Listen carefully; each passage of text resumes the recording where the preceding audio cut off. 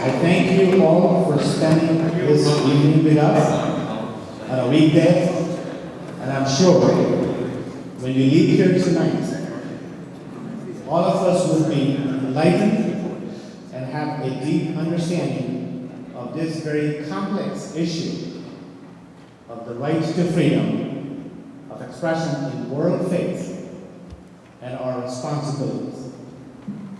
Before we get started, I just want to go over some housekeeping items. There are 2 bathrooms, one on the left and one on the right, on either side of the foyer. And there are some in the back side of this hall. You can go through this door, the 2 more there. It is a short program, but it is packed. Each speaker is requested to make his presentation 8 to 10 minutes. At the end of the last speaker, we will have a Q&A session followed by closing remarks and a silent prayer for promoting peace and harmony in our nation and the world. In keeping with the custom and tradition of our faith, and as the host, we begin this interfaith event by reciting some verses from the Holy Quran. I request Brother Khalid to come to the podium and recite.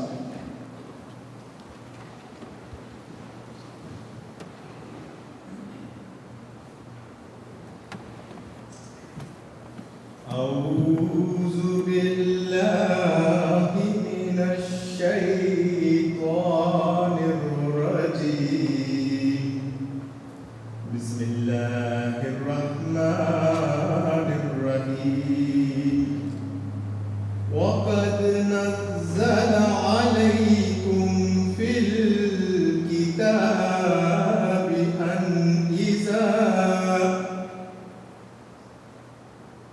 إذا سمعتم آيات الله يكفر بها ويستهزأ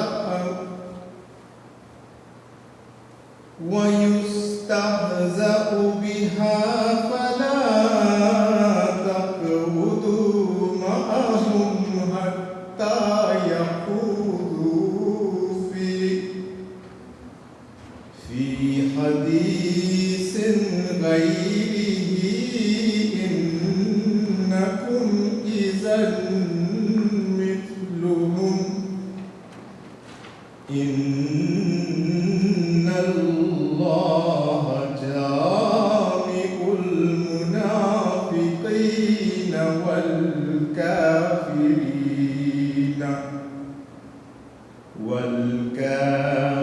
والكافرين في جهنم جميعا.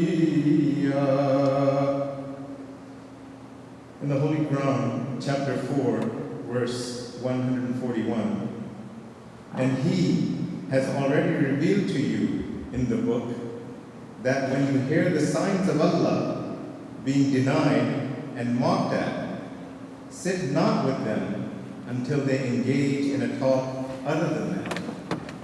For in that case, you would be like them. Surely, Allah will assemble the hypocrites and the disbelievers in hell all together.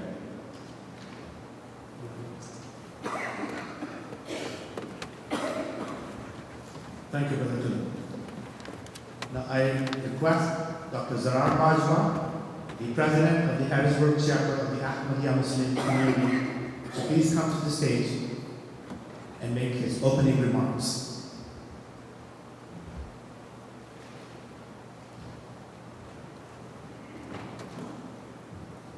Good evening, and thank you again for coming to participate in this interfaith event. On behalf of the Ahmadiyya Muslim community of Harrisburg, we would like to welcome you to Hadi Mosque. The Ahmadiyya Muslim community has a long history of interfaith dialogue. The founder of our community, Hazrat Mirza Ghulam Ahmad of Qadian, India, peace be upon him, accepted the invitation to attend a famous interfaith conference in 1896 at Lahore and and delivered a very famous speech, which is called The Philosophy of the Teachings of Islam.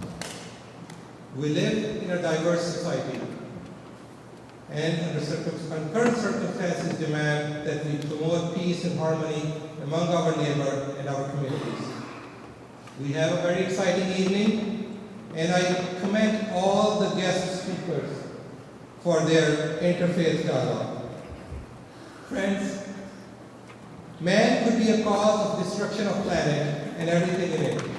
He is also capable of turning it into an oasis of peace and tranquility, in which adherents of religions, creeds, and philosophies could coexist, and in which people could cooperate with each other in a respectful manner and address problems through dialogue rather than violence.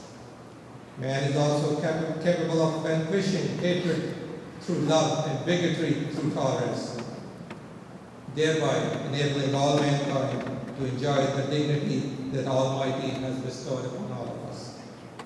Dear friends, let our dialogue be a triumph of belief over disbelief, of virtue over vice, of justice over iniquity, of peace over war, and of human brotherhood over racism. Once again, on behalf of the Ahmadiyya Muslim community, I welcome all of you to Hadi Mosque. I offer you my sincere greetings and appreciation. Thank you very much, and peace be on you.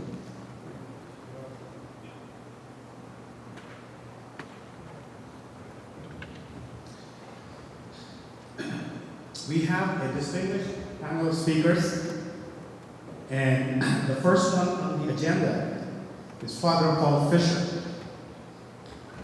He is ecumenical and interreligious officer for the Roman Catholic Diocese of Harrisburg and pastor of Our Lady of the Blessed Sacrament Parish in North Harrisburg.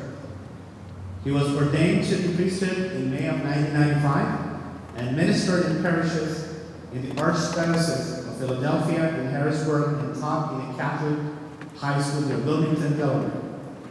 Has served on the Diocesan Pastoral Council, Ecumenical and Interreligious Commission, the Liturgical Commission, and is the PA New Jersey Regional Representative of the Board of the Catholic Association of Ecumenical and Interreligious Officers. Please, Father Paul Fisher.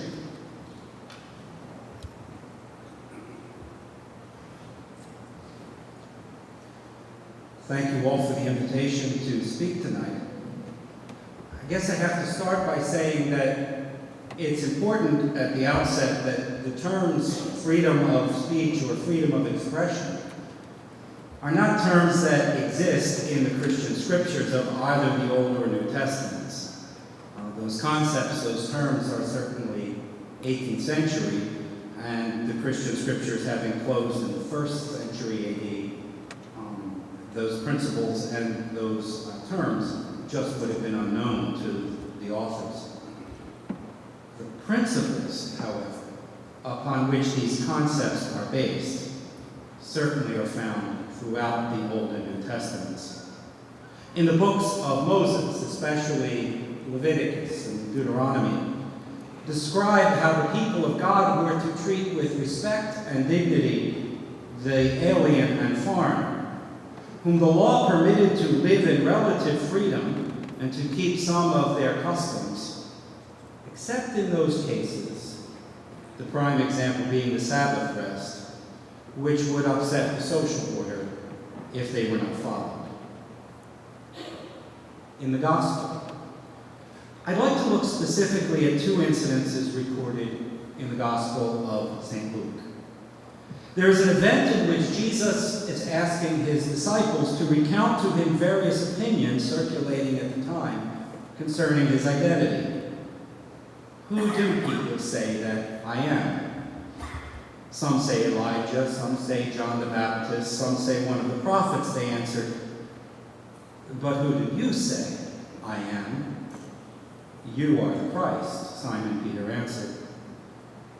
And secondly, there is an event in which the disciple John reports to Jesus that there is this man floating around using the name of Jesus to cast out demons and asks whether or not his speech should be stopped.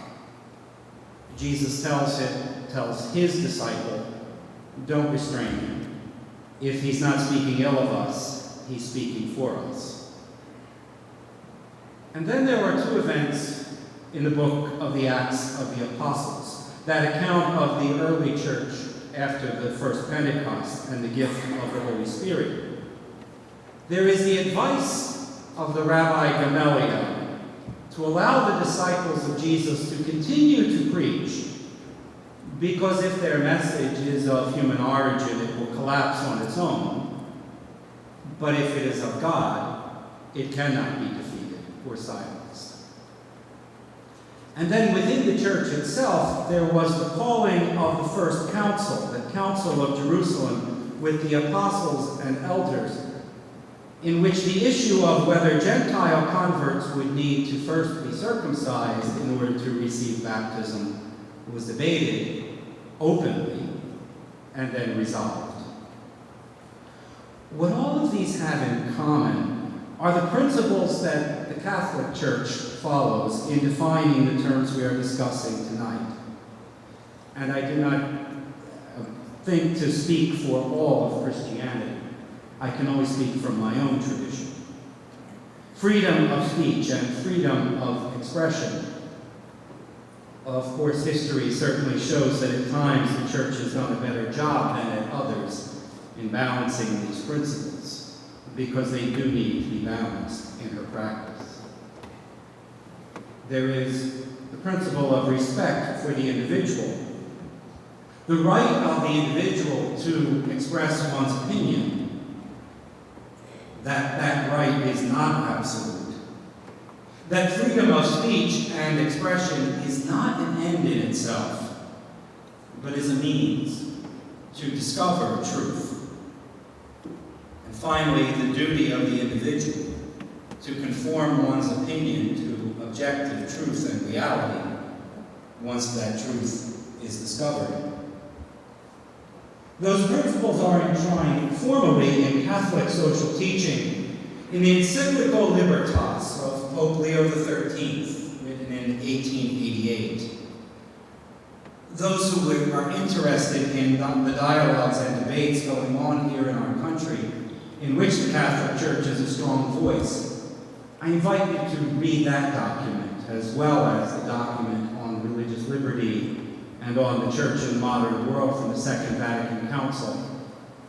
Because that document, even if there are areas where others would disagree, there's at least an understanding then of where the church is coming from in its understanding of liberty and freedom and tolerance, all of which Leo wrote about at the end of the 19th century. Also, in considering the topic of freedom of expression in the Catholic Church, there are three aspects that we have to consider. The first is the freedom of expression for those within the church, the right of freedom of expression for those outside of the church, and the freedom of expression for the church itself. Within the Catholic Church, a Catholic is given to each individual within it by one's baptismal dignity the freedom to express one's spiritual needs to one's pastor, to express one's own spiritual life according to established spiritualities, or even to develop a new form of spirituality in the church, to adapt and develop theological language, to make the gospel of Jesus Christ and the teaching of the church accessible to modern times, to debate theological questions for which no definitive opinion has been given by the church's teaching authority, and to have access to all of the tools necessary to carry out these. It must be said, of course, that all of these things are to be submitted to the final discernment and judgment of the church's teaching authority, especially that of the Bishop of Rome, the successor of St. Peter, the Pope, as the maxim for debate established by the fathers of the church, Roma locuta causa finita est. Rome has spoken, and so the debate is ended, still holds. For those outside of the visible boundaries of the Church, the Catholic Church recognizes the certain inalienable rights of human beings because of their human dignity, to express their needs to those in authority, to express as individuals or as a group a religious life and to worship according to one's conscience, to be free from coercion from civil authorities, to act in ways that are violations of one's own conscience, to academic and scientific inquiry, and to have access to the tools to carry all of those out, with due respect to the natural moral law, and guided by those natural virtues of prudence and justice and temperance.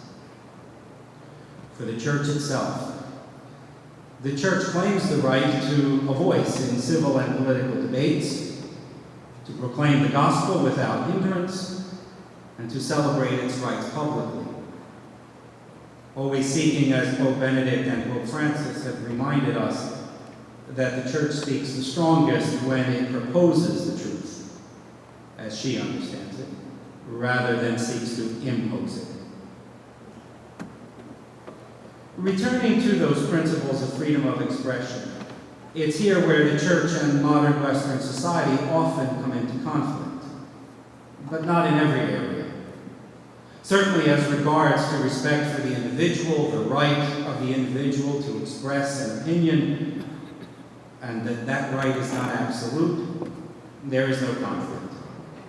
Even the most liberal interpretation of the right of expression does not grant an absolute right of freedom of speech or expression. We all know the basic idea. You can't yell fire at a crowded theater, with one exception, if there really is a fire. Where, however, the Church's understanding is in conflict with a modern understanding is that for many in Western society, freedom of speech and expression is an end in itself, and not a means to the discovery of some objective truth or reality. We see that whether we watch Fox or CNN or MSNBC or listen to any type of talk radio. In TV news debates, there is no debate that's ever resolved. Each side gets its 2 minutes, and the goal seems to merely agree to disagree.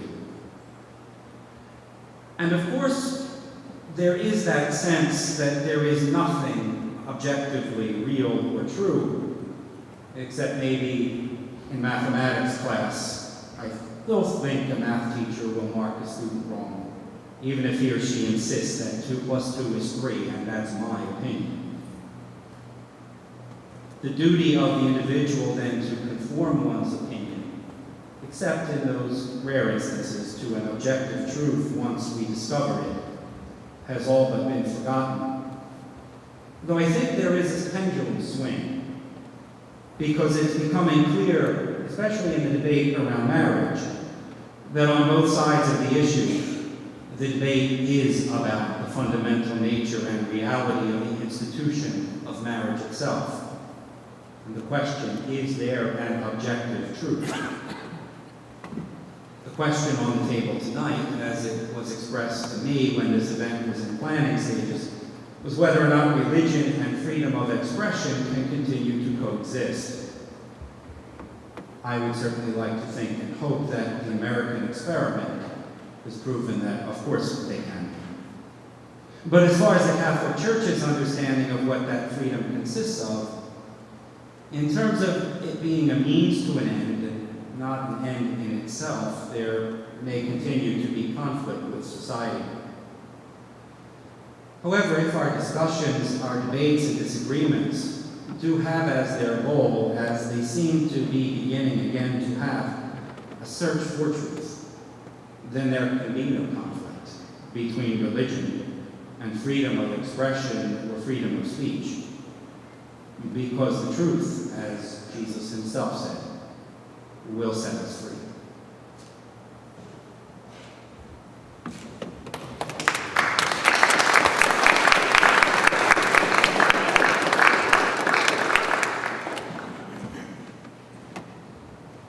Thank you.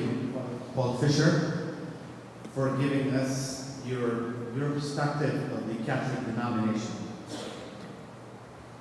Basically, I can't put what he said in a nutshell, but what I really liked was, despite the balance between the two, the religion doesn't really tear apart. In other words, they can coexist, provided it's like the balance. How appropriate. The next speaker that we have, please forgive my pronunciation. I'm not sure if it's Osho or Osho. It's Osho.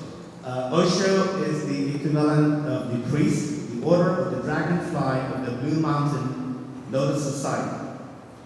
BMLS is a Western Buddhist community focused on socially engaged Buddhism, sharing the dharma of oneness, mindfulness, and interconnectedness. With this, I request Mr. Jeffrey Damodar, please come to this stage.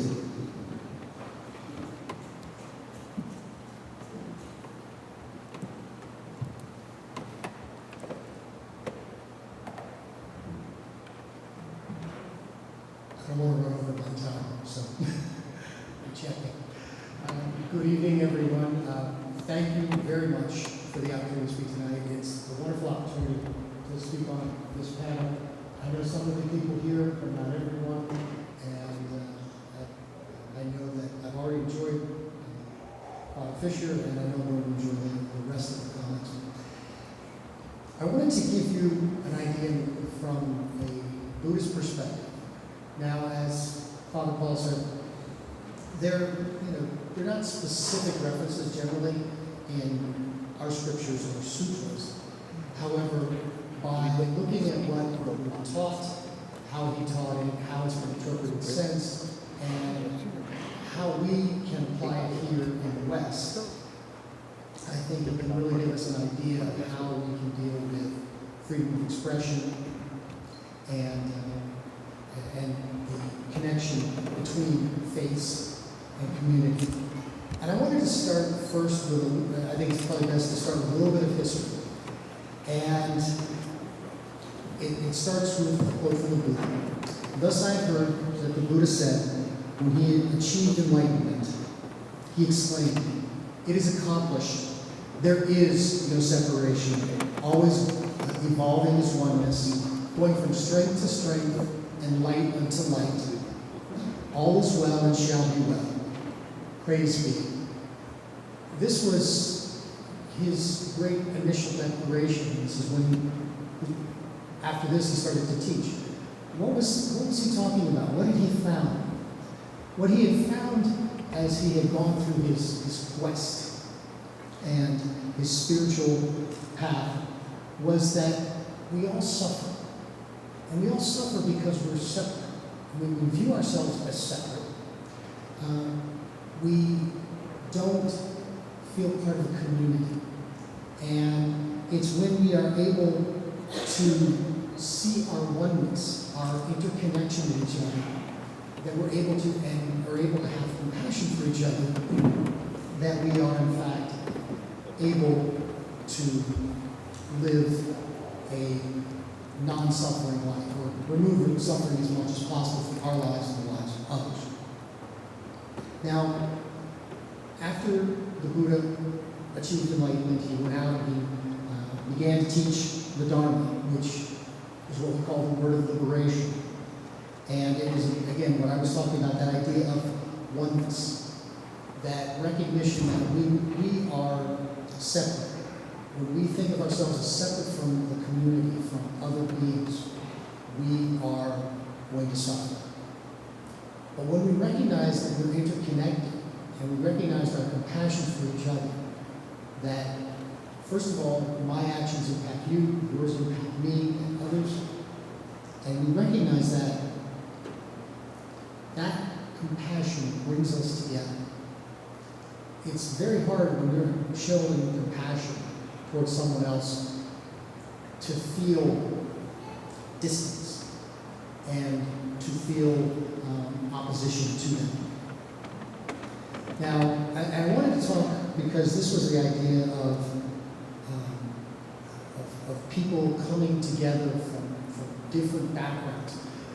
As the Buddha traveled in India, he began to accumulate followers, and they formed what are called the first communities, which are called sanghas, and that's the word we still use today. And these sanghas were made up of people of all social class, which was, from an Indian background, pretty much unheard of, because he was coming from a caste system where you had a stratified system of Brahmins and warriors all the way down to the untouchables. And the Buddha disagreed with this, and so he was seeking to overcome this. Now, he had to do it gently. He couldn't do it with, a bulldozer, so to speak. He had to do it with a feather. He had to do it gently. But by creating these communities that had everything from princes to the poor to thieves, and they came together in what basically have been viewed as some of the first democracies, these people were able to share their thoughts and their ideas on freedom of expression within the community, the order of the community, etc. So using that as kind of the basis, I put a question down here. It says freedom of expression. So how do we live in harmony? And we've done different things over the years. We've developed social codes and ways that we interact. And that's important.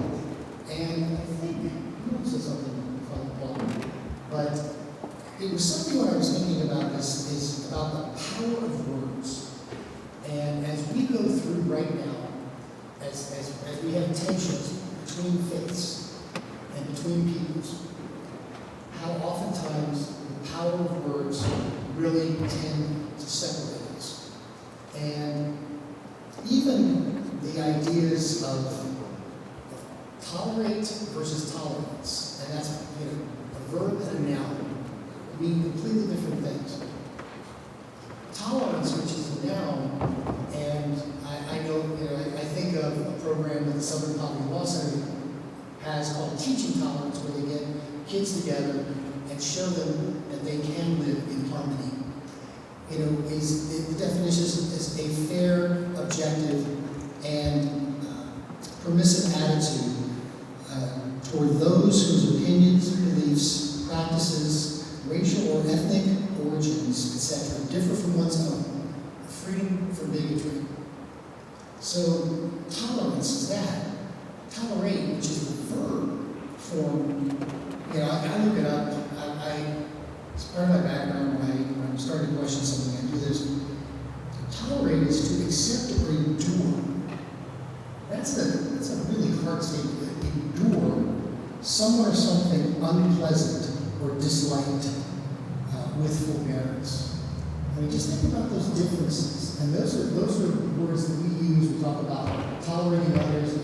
I would propose that we would be more an issue of tolerance and understanding towards each other.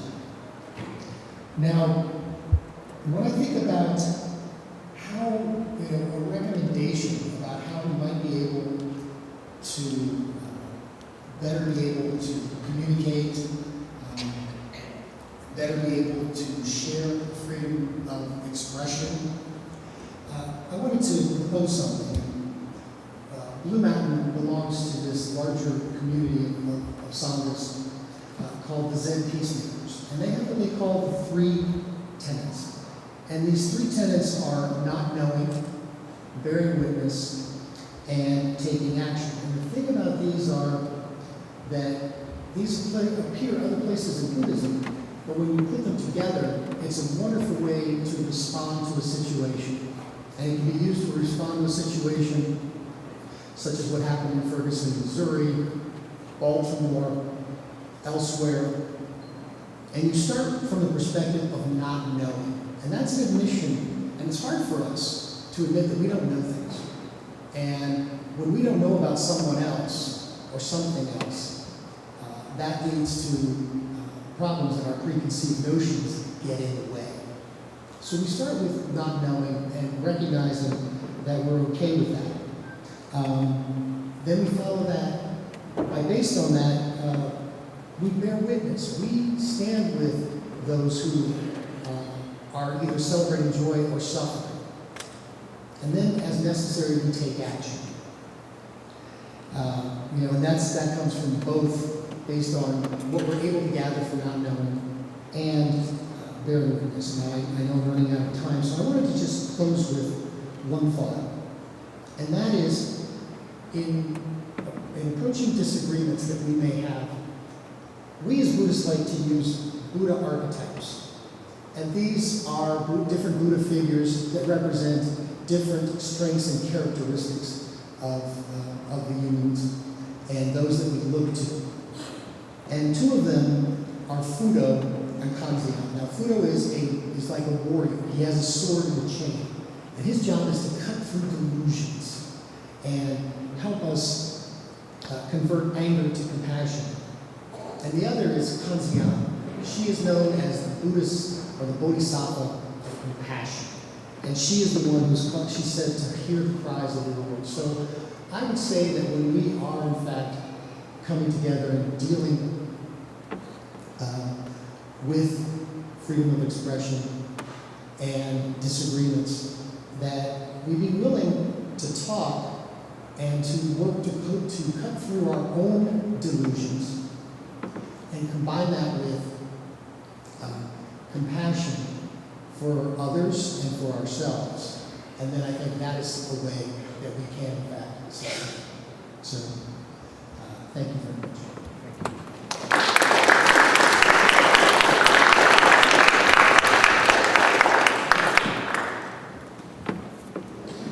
Thank you, Mr. Dunaway. Yet another perspective from the Buddhist point of view. Lord Buddha, by the way, is a highly revered leader in our community. We believe, our community believes he was a prophet of God.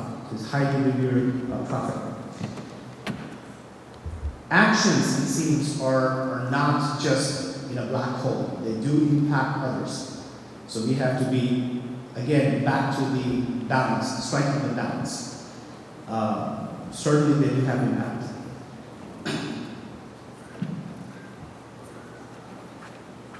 The next speaker is from Baha'i Faith, and he is Behzad, Mr. Behzad Zandieh. He is a resident of Harrisburg. He is an elected member of the Spiritual Assembly of Baha'is of Harrisburg, the religious institution of the Baha'i Faith.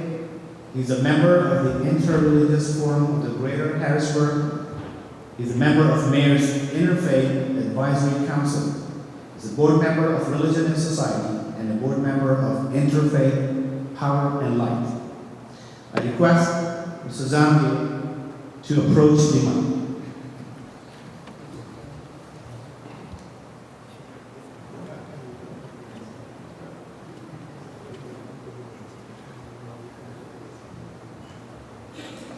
Good afternoon. It's so good to be here again. It was about 3 years ago when we were in this room for the Interfaith Thanksgiving service and many other times. And thank you for having this wonderful gathering with a great topic that we are having. And good to be having a neighbor like you. I live only half a mile from here, and I very often pass by here and see all the good things that you have done to this place. So, but my topic today is freedom of expression. And in the Baha'i faith, we believe Baha'u'llah, which means the glory of God, has revealed the words of God that will bring us justice, unity, and peace. And because the main principle of the Baha'i faith is the oneness of mankind, where everybody's right is recognized, is protected, and safeguarded. And since all the words of God as they were revealed by Baha'u'llah was recorded at the same time in his original text, therefore we are very much encouraged and given command to study and search for the truth of its meaning and reflect on it and then use it in our daily life so we can live a virtuous life. Therefore, education is one of the great principles of the Baha'i faith. The parents, mothers, and fathers are commanded to educate their children, both boys and girls and boys. And if the parents cannot educate their children, then it is a responsibility of the community to see to it that the children are educated. And then we are having another principle of individual investigation of the truth. So therefore, if you are not educated, you cannot read, you cannot understand, and you cannot find the truth for yourself. Therefore, you have to rely upon someone else to tell you what the meaning of something is. And then most likely you will obey what they tell you the meaning is. So therefore, it becomes very important that we search the truth independently, objectively. And then the next principle of the Baha'i faith is get rid of or elimination of all forms of prejudice. Because prejudice is one thing that divides us. It can be racial, it could be nationality, it could be religious, it could be even your education. People who have maybe several degrees may look down upon some other people that maybe are not as educated. So we find a way to put ourselves in a box and label ourselves. So we have to break those walls and make it more in a way that we can relate to each other and to all things, so we can discern the truth for ourselves. Otherwise, we will be always divided and we will never come together in unity. And then, before anything else, we know that there is no clergy in the Baha'i faith. Instead, there is a council, or we call it a spiritual assembly, that its members of 9 members are elected every year. And then, either locally, or nationally, or for international. And so we don't have any nomination, and we don't have any campaigning. So on the election day, the members they get together, and then they put the name of 9 people that they feel that should serve on that spiritual assembly. So the 9 people that receive most number of votes are the members of the assembly. So therefore, whatever they decide, whatever decision they make is for best interest of the person, the community, and the faith. And because they don't have any ROUs, they don't have to pay back. They don't have to favor to anybody. That would be very objective. And also there is no seat or any mantle of leadership for anyone to grasp or pray for or get to them. So that makes it easier for everyone to express their feelings or express their opinion or express their interpretation of maybe the same passage that we are reading together in a study class. So because we are different and we are coming from different backgrounds, the same passage may mean differently to me than to somebody else. But as we express our opinion or understanding, we don't have to argue with each other, because none of the opinions or understanding is binding. Is my understanding or yours? If this is something that I agree with, great. And if I don't have to say anything. At the worst, I can say, I never thought of it that way. Okay, so therefore we can remain friends, we can keep our unity, and do not be less for anybody. So when somebody expresses an opinion, we will never say anything wrong or belittling it. Instead, I will express my opinion, and then everybody in the room will know that what I say is different than that person said. So we don't have to make that person embarrassed. And then that makes it easier to get along with each other and converse, and makes it easier to understand together.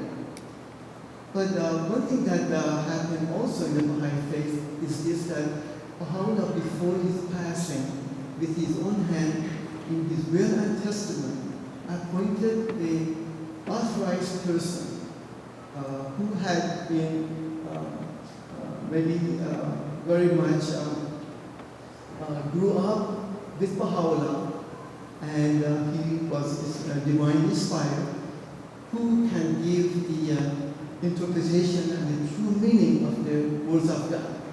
And his name is Abdul Baha, who is the son of Baha'u'llah. So therefore, when we are expressing our own understanding and our own interpretations, if we want to, instead of arguing with each other, we go to the interpretation of the authorized interpreter. And that will be the end of our maybe lack of agreement, and we give the true meaning of the words of God, and we can remain friends, and nobody gets angry and upset and gets out of the room. So that's the reason nobody can even use that in order to gather together a following and followers and use them for his own agenda or their own ambition. And this is the way that the unity of their religion has been safeguarded and also will remain true. And the thing is, freedom of the expression and the speech is fantastic and is great, but we have to be respectful to each other. We don't have to believe everything that we hear from everybody, but that's all right. We can respectfully disagree with each other, or don't do anything, or don't say anything. Because when we use the freedom of speech and expression as a means to belittle other people, and God forbid to use it in order to inflict pain and sorrow on them, and disrespect their holy things, then we will actually we will misuse that right. And that's not what the freedom of speech was even invented or was put together. So it is done so we can very civilly talk to each other, respect to each other, and then learn from each other. And if all happens, at the end of the day, we can go our own way. To that end, we strive to live and prosper. And I hope this will be something that we can all achieve, and we see that even in our own lifetime. And thank you.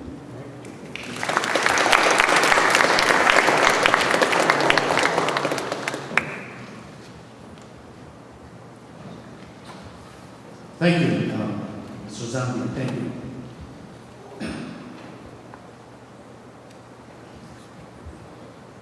It's the justice, unity, and peace. That's what he just said.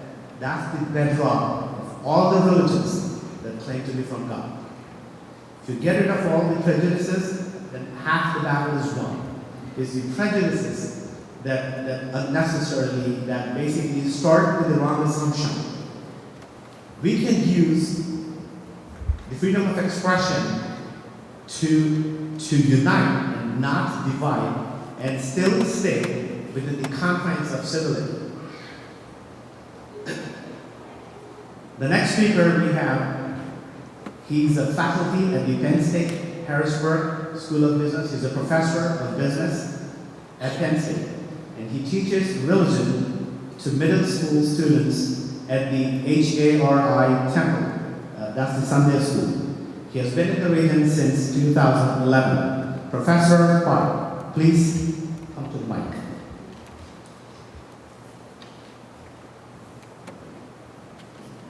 Thank you very much, Mohammed, for inviting me here, and good evening, everybody. Namaste. Namaste is a traditional Hindu greeting, which means the divine being in me bows to the divine being in you. Freedom of expression in Hinduism is very intertwined in the religion itself, and I tell you why by citing specific instances. If you look at the list of speakers, 4 religions have its origin or roots in India. There's one very, very strong fact that shows that Hindus have been tolerant forever, since ages. And the fact that many different religions coexist and are thriving in India, especially the 4 in the list of speakers here, tells us that tolerance is one of the virtues of Hinduism. And that also sets the tone for why people are tolerant. That obviously means that there is this underpinning of freedom of expression that is inherent part of Hinduism. I'll give you a brief overview of Hinduism, and then I'll speak about freedom of expression and how it is interlinked to each other. Human beings are very unique creatures, in the sense that human beings are the only creatures that have goals. And two things that make them unique are self-consciousness and faculty of choice. What do you mean by self-consciousness? Self-consciousness means I am. But it is not knowledge. It is complete when I understand who am I or what am I. And the second unique thing about human beings are the faculty of choice. Human beings probably are the only creatures that have faculty of choice. This means I can decide to do something, to not do something, or do something very different. Because of these two unique aspects of human beings, according to Veda, have four goals. The first goal is the freedom to economic freedom to earn money and live an economic living. That's known as artha in Sanskrit. Freedom of desires, or kama, which means we all have desires and we have the freedom to fulfill our desires. The third goal, according to Vedanta, is dharma, or righteous living. And the fourth, but the most important goal, according to Vedanta, is moksha, or also known as, in biblical terms, also known as salvation. But it's very different than salvation. The loose meaning of moksha would be salvation, but they're almost contradictory in what we mean by salvation in Hinduism. However, even though there are four goals, but the supreme goal in Hinduism is moksha, that's salvation. So moksha from what? What is moksha? Moksha means happiness. Moksha means freedom. Now freedom from what? Freedom from attachment. Freedom from attachment. Attachment to this body, to objects around us. Most of the problems that we face in life because we are too attached to everything around us. And the moment we realize that we need freedom from attachment, we come to know that we are very different human beings.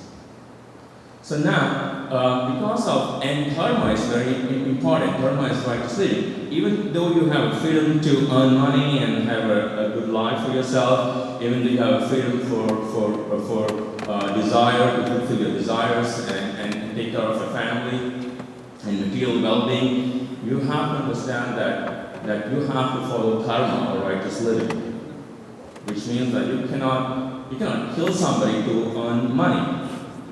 That is not righteous living. You cannot hurt somebody. So that brings me to a very fundamental tenet in Hinduism, which is ahimsa paramo dharma, which means non-injury is the supreme virtue.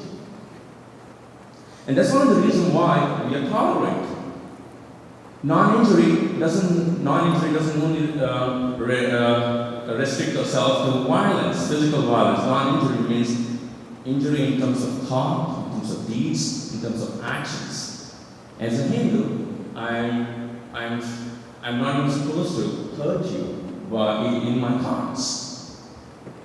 Forget about physical violence. Now, there are two kinds of happiness. One is moksha, as I already mentioned. The other one is actually, we call it happiness, but it's pleasure. The difference between the two, once we understand this, then we understand why we should be aspiring for moksha.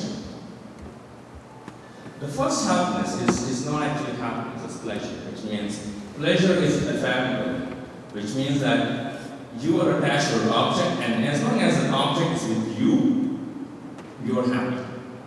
The moment you lose an object, you are very sad or dejected in life, which obviously means that it's very ephemeral, and probably that's not the right thing for you, for us. So Hindus aspire for moksha, but that's eternal happiness. having reached that, you probably will never return. So, and for attaining moksha, you don't have to die. Moksha is right here at this point in time. You can attain moksha. But why are human beings not able to achieve moksha? 3 reasons. The first one is mental impurities. Mental impurities means attachment, aversion, jealousy, anger. Second one is mental disturbance. We can't focus on a particular thing for more than a few moments. And the third one is ignorance. We are ignorant about the true nature of ourselves, that being happy is our true nature. We cannot be anything else but happy human beings. But because of ignorance, we have forgotten our true nature. That brings us to the idea of freedom of expression in Hindu religion. The reference to freedom of expression in Hindu religion dates back to like thousands of years ago. One of the mantras in Vedas is let noble thoughts, particularly Rig Veda, let noble thoughts come from all directions. Now you argue it's only noble thoughts, that's not physical expression. But noble thought means particularly let ideas flow from all directions. That's in the Rig Veda, it's thousands of years ago, it's an ancient script. Hinduism, the foundation of Hinduism is actually Vedas. Hinduism is not a doctrine which adheres itself to a particular belief. As a Hindu, I have the freedom to discard my beliefs. I don't have to believe in something to be a Hindu. I don't have to worship a particular god to be a Hindu. I can go to a church and worship there and still be a Hindu. I can go to a mosque and worship along with fellow Muslims and still be a Hindu. So that's sort of freedom of expression, freedom of speech that I am talking about in Hinduism. So in Hinduism, we really not attached to beliefs. Beliefs are there. People might want to take to those beliefs, but it's not necessary. What we believe in is social belongings. We see divinity in everything, living as well as non-living things. For us, mountains are equally divine, rivers are equally divine, trees are equally divine, because they have a purpose in life. They serve a purpose in life in this world. The concept of God in Hinduism, I'm sure you must have often heard so many gods in Hinduism. One estimate, the latest estimate, is 330 million gods. And some of you probably have heard this. Now, what is the concept of God? In my brief comment that began with, I didn't even talk about God. Probably I don't even think so. I'm going to talk about God as much. What is God? God is very abstract. It may probably not help us in many ways. The goal of Hindu is not to seek God. The goal of a Hindu is to seek moksha, liberation. So, but the concept of God is important as in any other religion. We have 330 million gods, and we have a question as to why. And you know what? Actually, each human being, each Hindu can actually worship a god. What better freedom of expression, example of freedom of expression you want than this? That you are free to worship a God and divine. But I need to clarify the concept of God, the 330 million God. What does it mean? I recently happened to watch an interview for Holy Man on television. And he was asked this question. And he gave an example to corroborate what I'm currently saying about 330 million gods. He gave an example that, okay, I will call a plumber to my home to fix my leakage. And I tell the plumber, you will use no tools to fix my leakage. And I see the plumber after 2 days. His jaws are swollen, his hands are bleeding, and he is not able to go any further. At that point in time, I gave him a wrench. What do you think will be his attitude towards that wrench? Obviously, he'll have a prayerful attitude towards his wrench. Goodness me, it's like a God. It's come to help me. So that in brief tells why concept of God in Hinduism is so different than many other religions that we don't have to really subscribe to one particular deity, worship that deity, and others will get again. Within my family, I see there are so much diversions in the way we practice religion or don't practice religion. And another thing about Hindus is the freedom of expression and the fashions. We have so many different festivals. Almost every other week there is a festival. Of course, since so many years, we don't celebrate all the festivals, but we only celebrate these days. We celebrate major festivals, and you see the participation of all sections of the society of Hinduism also reflects one aspect of freedom of expression and speech. And then there are several instances and references to freedom of expression and speech in our scriptures. One of the most ancient scripture, Natya Shastra is basically devoted to dance, music, instruments, and any art form. In that, there is a story, king of gods, Lord Indra, and the other gods were bored, and they wanted some entertainment. And as part of the entertainment, they had the troupe perform a play. And in that play, this troupe were performing a war between the gods and the demons. When the demons came to know about this play, they were very angry. And they wanted to disrupt this play. At that point in time, the king of God, Lord Indra, stepped in and said that this play will go on no matter what, and we are going to protect the artists who are performing this play. So this is another example in the scripture to absolute freedom of speech. I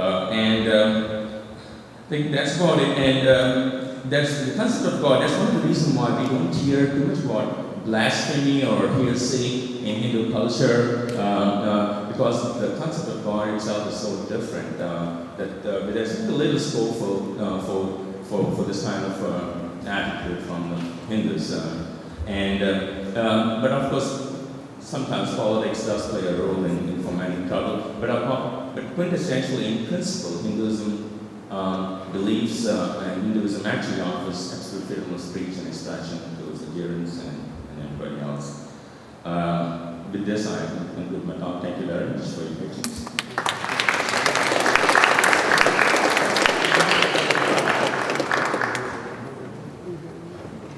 Thank you, Professor Pai. India has most of us have roots in India. It has been the land that has given birth to several great prophets. The most prominent among them from India, who were born in India, is the Krishna ji and the Ramchandra ji. Our community believes they were prophets of God. Ahimsa, he mentioned ahimsa. Ahimsa, in a nutshell, is to follow a peaceful path. And if you are peaceful, you cannot hurt anybody, even though you may diss it, but there is no way you can hurt them. So what a beautiful principle of ahimsa that puts an end to all this conflict because of lack of understanding. The next speaker is Rabbi Karl Chopra. He's the Executive Director of the Religion and Society Center and Institute of Religious Dialogue. He also serves as the rabbi at the Jewish Home of Greater Harrisburg and in various other rabbinic capacities in the Harrisburg area. He's a graduate of the Reconstructionist Rabbinical College near Philadelphia and holds a master's degree in American Studies. Rabbi Karl Chopra.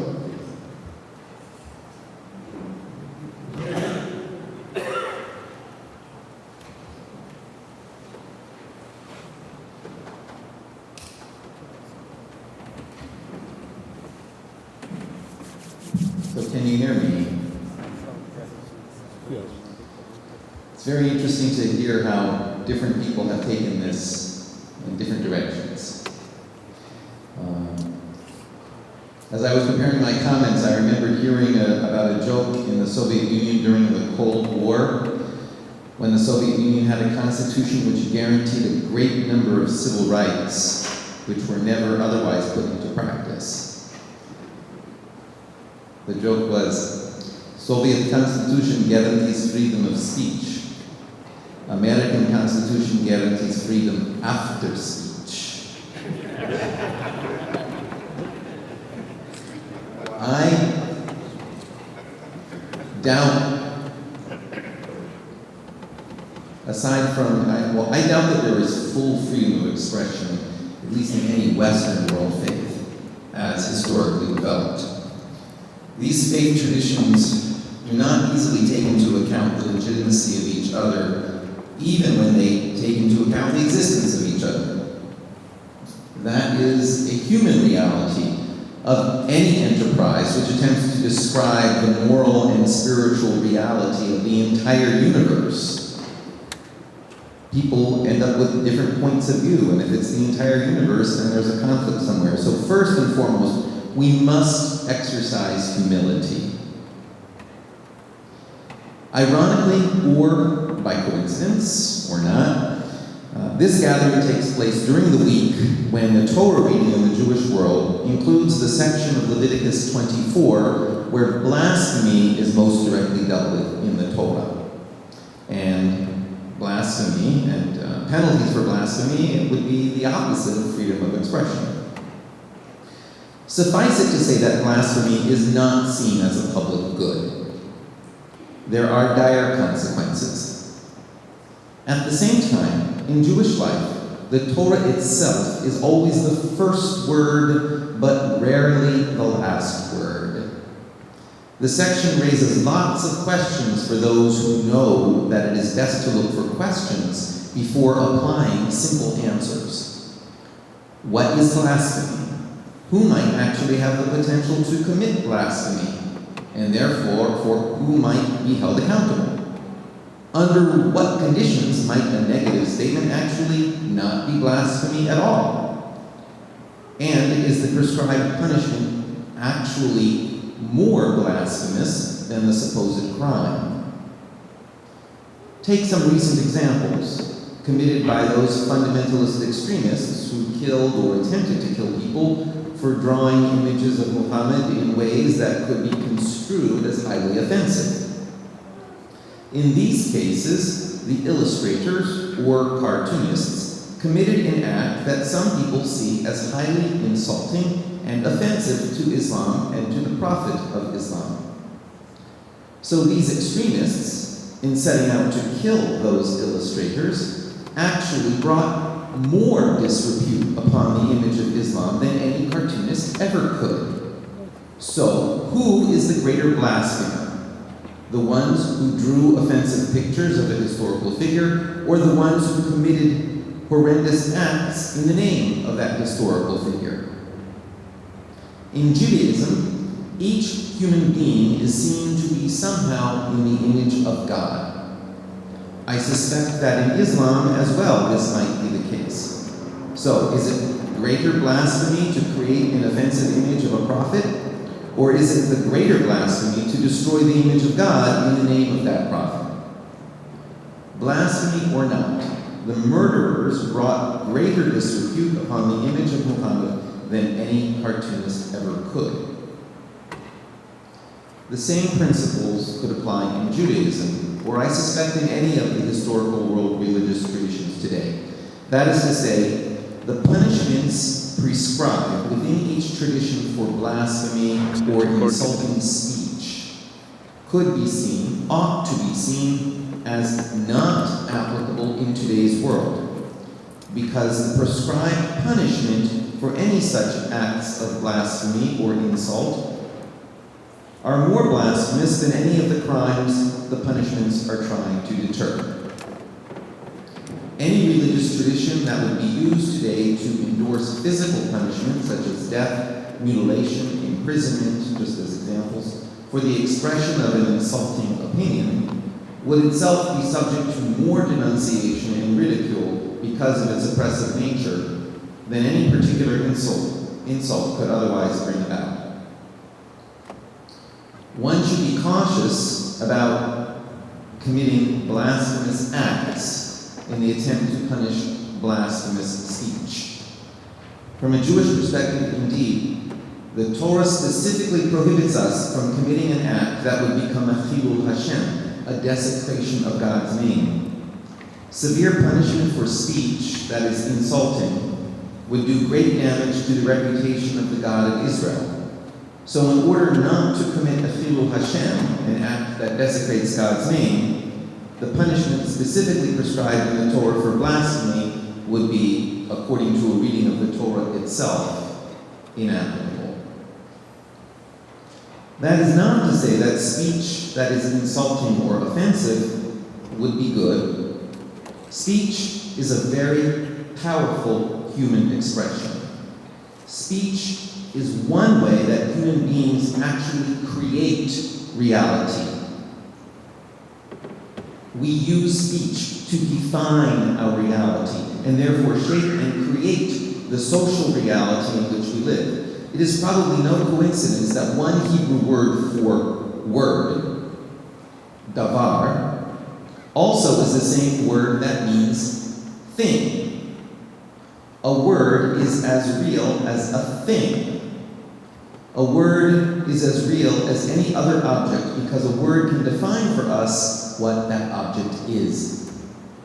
Words can have an abracadabra effect, as in things become what we say they are. In fact, the Aramaic words avra, kadabra actually mean I create in accordance with the word. Words can have effect.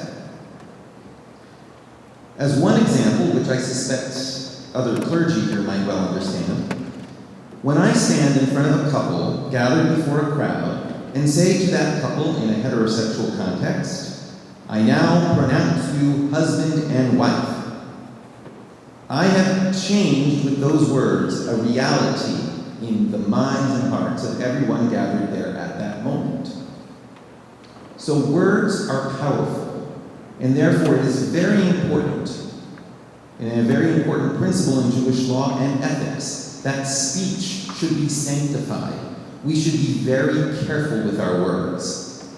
In fact, speech is one of the defining human characteristics in some Jewish approaches to human life.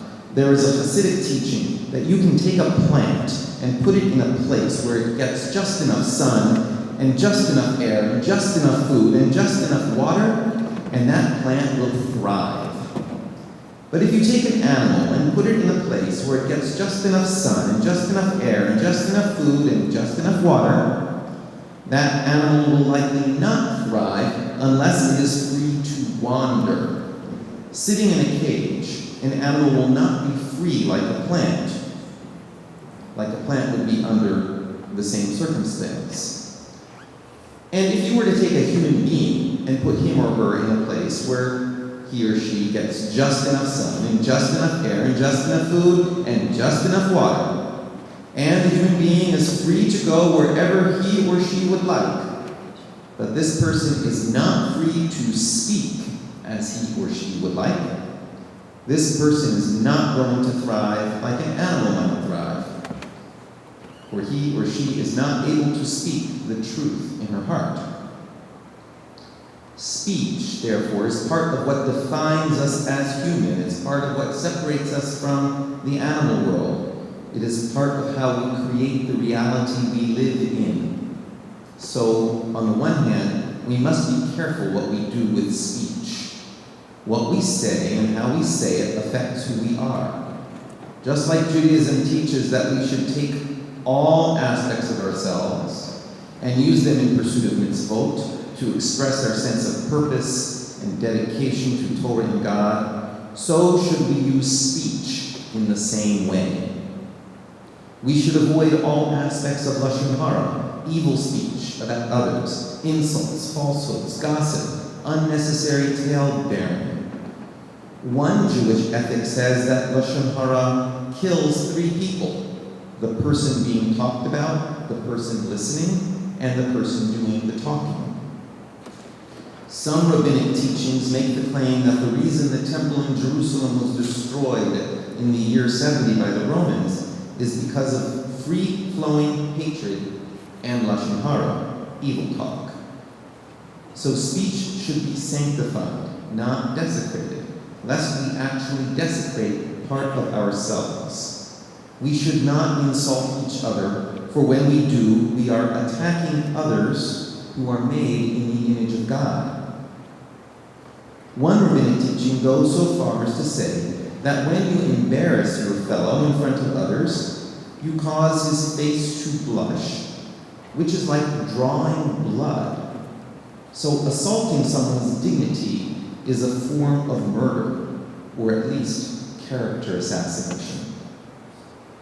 So speech is extremely powerful, very much an expression of who we are as human beings, and ought to be sanctified by the way we use it, so that we bring honor to God's name and do not ourselves become the sort of blasphemer we may be accusing others of being. This, however, is all a moral and ethical argument. It is not a legal argument insofar as secular law is concerned and insofar as is being talked about so much in the world today. We must be very careful about legislating speech, precisely because it is so important in all the ways I have described. Keep in mind the example of how freedom of speech is integral to the human experience of freedom in general. And then let us not forget that one person's truth may be another person's blasphemy. That is of particular concern for anyone who is a cultural or religious minority in any society. If you start prohibiting insulting speech, you may be prohibiting much more. And in this regard, it is important for each religious tradition to look beyond themselves, to look beyond the definitions and standards within themselves when trying to come to define a way forward. I'm particularly upset with the way some countries today are trying to push international legal standards that would outlaw insulting religion at the expense of a fuller freedom of speech. Many of the countries pushing this revision of international standards have societies that have very little experience with freedom of religion. And I should add that even those societies with experience of freedom of religion still have very little experience of freedom of religion in the larger historical scheme of things. Freedom of religion and freedom of speech are very recent ideas, and therefore both are still much more fragile than we think. And again, one person's truth may be another person's blasphemy, and one person's blasphemy may be another person's truth. For example, I am greatly insulted by some of the things said in the New Testament about Jews and Judaism. So, should vocalized readings of the New Testament be banned? At the same time, I absolutely reject the idea, notion, or claim that Jesus is God or is alive. He was a man, he's died, and he's dead. I suspect that there are Christians who will hear those words as blasphemy. And perhaps that's why I cannot remember ever saying those words so directly in public before. I have no need to offend anyone, but how many times have I heard Christians say in public that Jesus is God? Certainly blasphemous words from a Jewish perspective. In part, what we have going on there is a power differential. Few people will beat you up in this society if you proclaim Jesus is God. Someone might beat you up if you stand on a street corner proclaiming Jesus is not God. Certainly in the past, Jews have been beaten up for denying the divinity of Christ. Is it an insult to Islam for Ahmadiyya Muslims to proclaim that they are Muslims? It is certainly illegal in Pakistan. I believe we will find that those societies that legally outlaw the insulting of religion will also find themselves outlawing the full practice of some religions as well. So while we must be concerned for the moral and ethical responsibilities that come with freedom of speech and the spiritual implications of insults, we must not undermine in any way the fullest legal right to freedom of speech. Thank you.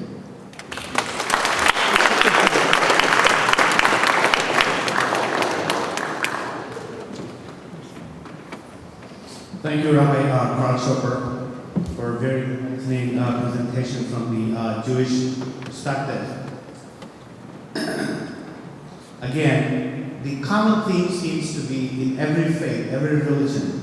There is something to pay attention to it. There's principles hidden in this which can help us avoid these conflicts. He mentioned exercising humility. If one is humble, then you're not automatically, obviously, you are not proud.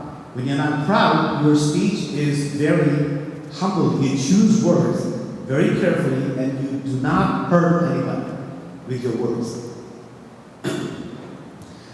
Last but not least, our very own speaker here is Imam Naseem Mehdi Sahib.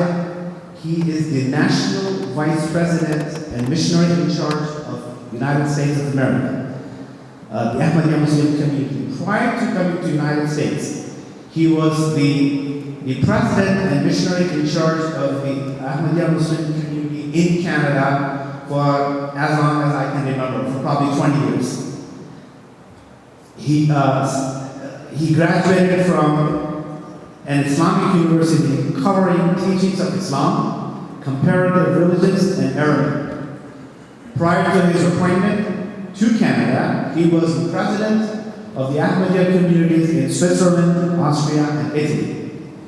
He's a recipient of several awards for his dedication to public service, irrespective of religion or creed. With this, I request Imam Naseem Mehdi Sahib to please come and speak to us.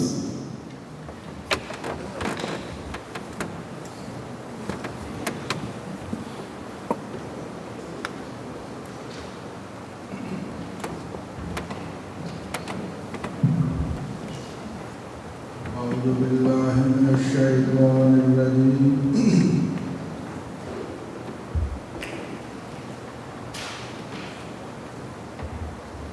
بسم الله الرحمن الرحيم رب اشرح لي صدري ويسر لي أمري واحلل عقدة من لساني يفقهوا قولي. I love interfaith programs, and it is always a great pleasure to listen to the representatives of the different faiths. A few weeks ago, I was in Houston, Texas, and my lecture was in a church, and the hot topic which was being debated before my lecture was whether Allah is God or God is Allah.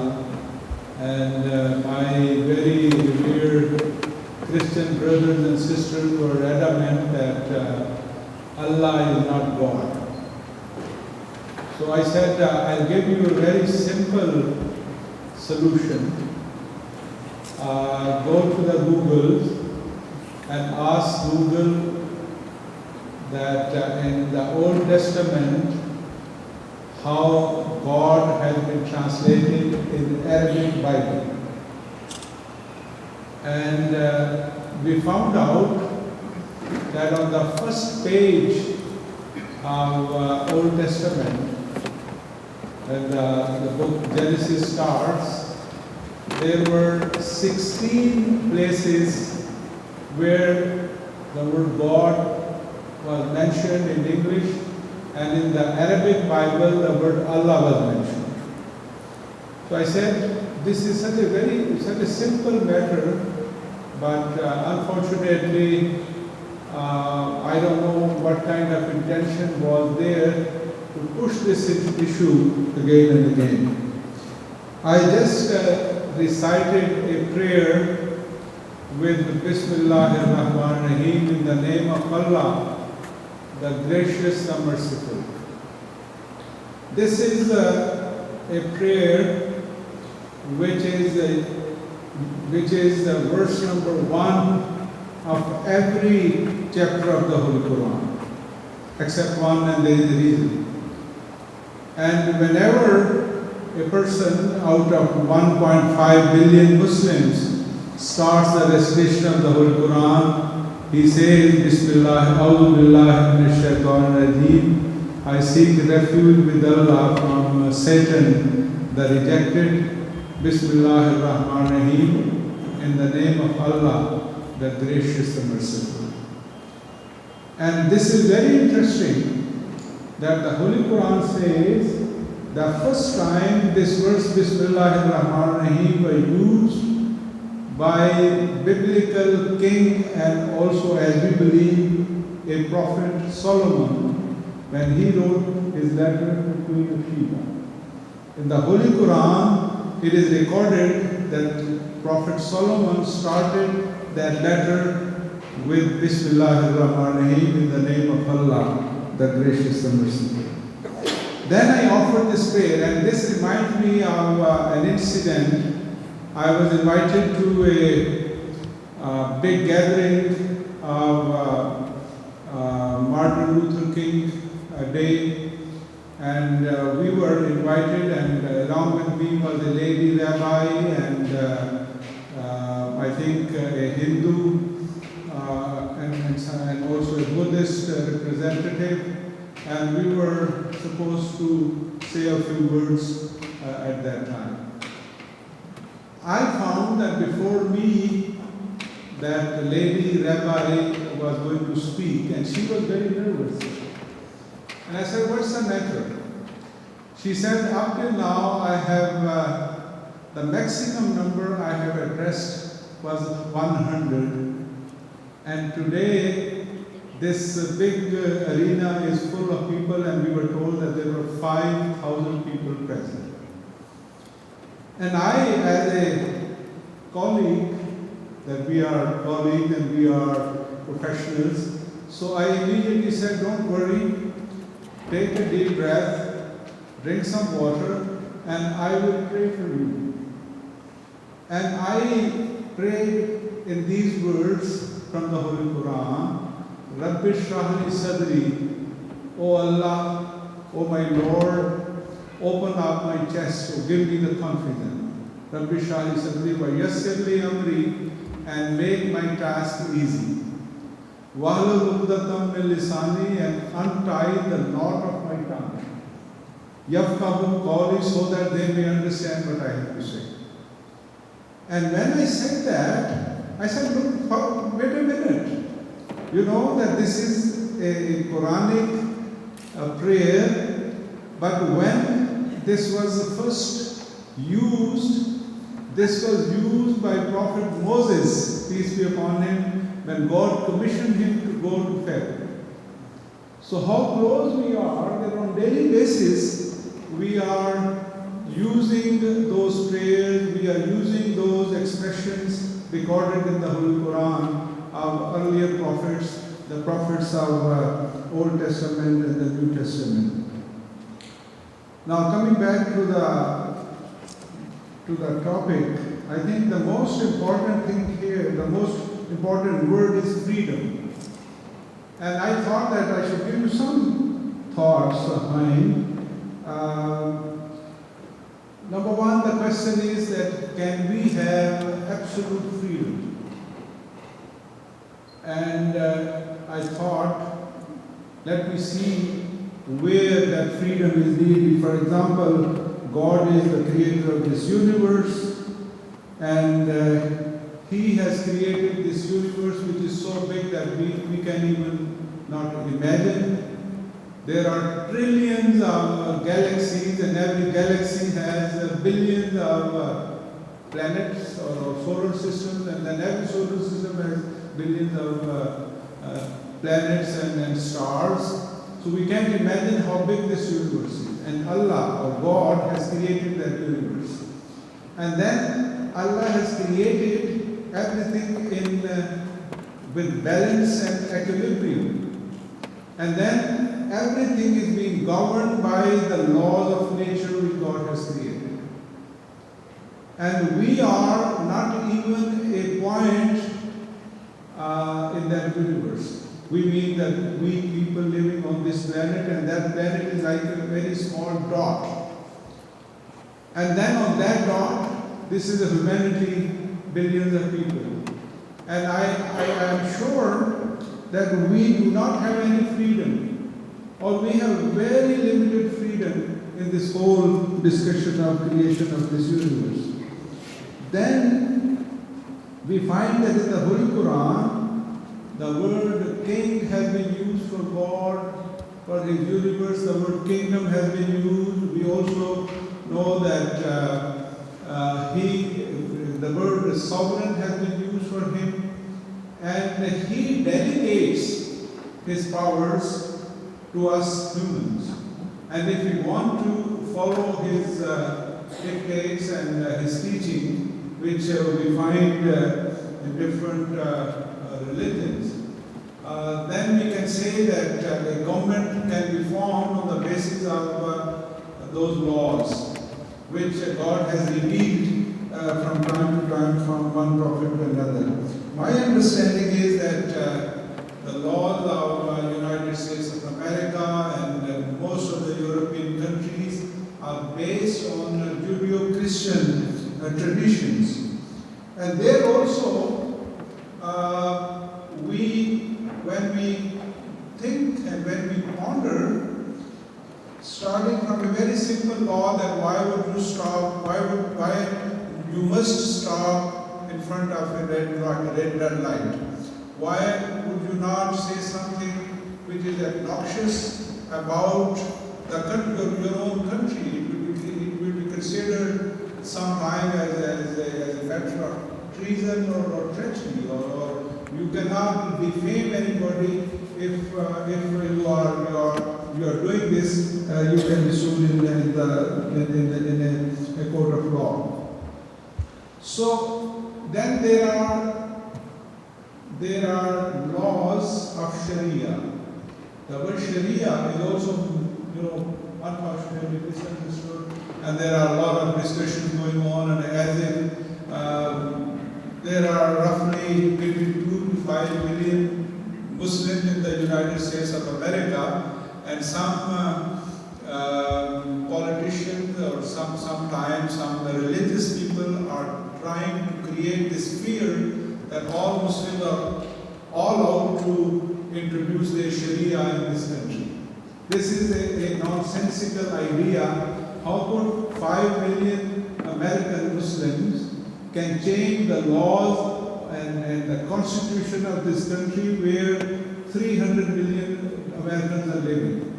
So these are the things which this was of my topic, but that Sharia is the law of the Holy Quran. So we say that Prophet Moses also had a law, and that was the law of Torah. So if you go through all these laws, you will find that there are more restrictions than freedom. So freedom is very limited. And it is amazing that how sometimes it is being misused in different settings. Now,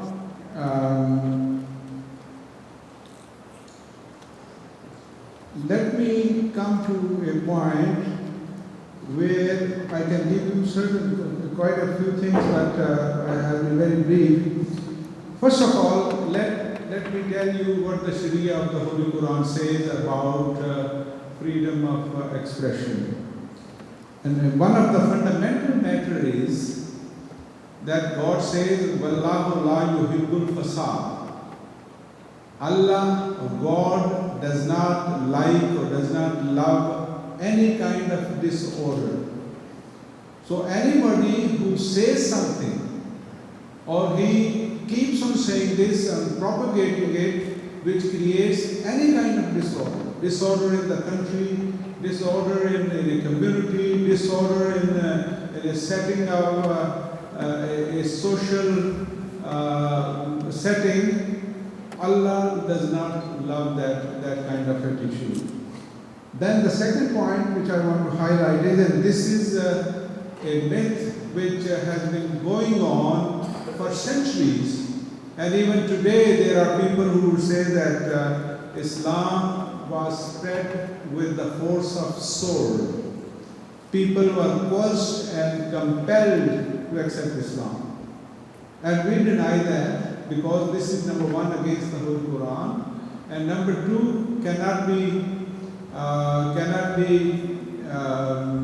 proven historically. And now there are quite a few Western scholars who have confirmed that we don't find that Islam was ever spread with the force of a sword and not force of argument. And the verse which I wanted to quote is La ikraha fid deen. There is no compulsion in matters of religion. So when the Quran says, it means that this is the word of God. So you cannot coerce people, you cannot compel people to accept Islam, and that is something which is important in the discussion which we continue now and also in the present period. Contrary to this, the Prophet Muhammad, peace be upon him, was commanded by Allah, and I quote from the Holy Quran. He says, call unto the way of thy Lord with wisdom and goodly exhortation, and argue with them in a way that is best. Surely thy Lord knows best who has strayed from his way, and he also knows who are the rightly guided. So, Udu ila sabili rabbika bil hikmah wal mau'izatil hasana is a very well-known verse. Most of the members of the community, they have heard this again and again. All people with wisdom. It means that give argument, use wisdom, use love, and then also exhortation, that with good intention.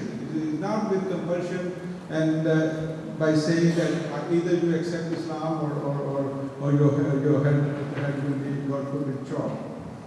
And then in the Holy Quran there are many verses where God says about Prophet Muhammad that you are responsible only for the plain delivery of the message.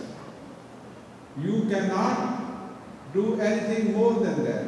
All you have to do is that whatever you have been given in the shape of the Holy Quran, deliver this message to the people. And that's all. And then give them the option to believe or not to believe. So there is a verse, Al-Haqqu min Allahi wa man sha'a fal-yu'min wa man sha'a fal-yakfur. That this truth has come from God, and anybody who wants to believe, let him believe, and anybody who doesn't want to believe, leave him alone and let him not disbelieve. These are the fundamentals. And on the basis of this, we can make this claim that it has never happened in the history of Islam that people either individually or en masse were converted by force. So it means that for all those people, whether they were believers or non-believers, freedom of choice and freedom of expression was guaranteed. Now, coming to blasphemy. Blasphemy is also an issue which has been misunderstood on many occasions. And in simple words, I will say that the issue of blasphemy is not the issue of freedom. This is the issue of common decency. Common decency of American people. That anybody sitting here or anybody whom I met in this great country, I have gone from coast to coast and met thousands of people and always found them very fine people, and I cannot expect that their decency will permit them to say something which might hurt me as an individual. So this is not a matter of freedom, this is a matter of decency. So why on earth people would do things to hurt 1.5 billion people who are our fellow humans in this humanity? And this is something which I never could understand, but I can assure you that I believe that this is a very small minority which is doing that and which is using it for political purposes. Let me give you, there are 3 instances of blasphemy mentioned in the Holy Quran. I chose 3 of them. There could be more. Number 1, blasphemy committed by the people during the time of, or just before the birth of Jesus Christ, peace be upon him, whom we accept as the true Messiah of God, about whom we say that his birth was a miracle of God. We also have a very long list of verses where God has praised Mary, the mother of Jesus. There is a chapter in the Holy Quran, Maryam, or Mary. There is a statement in the Holy Quran that God has chosen Mary as the best among the women of that time in the world. And God has spoken to him directly. God has revealed to her. And God has given her the glad tidings that God will give her a son, and whose name will be Jesus, son of Mary, the Messiah.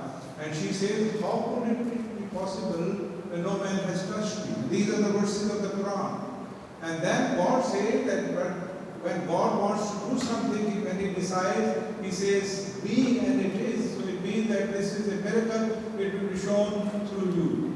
At that time, unfortunately, the Jews, they questioned this miracle. They questioned this birth. They questioned the legitimacy of this birth. And God says this in the Holy Quran, and I quote chapter 4, verse 157. For their disbelief and for their uttering against Mary a grievous calumny. So it means that God uses the word that this was a grievous calumny on behalf of those who have questioned this word. Then interestingly, in another verse, he says,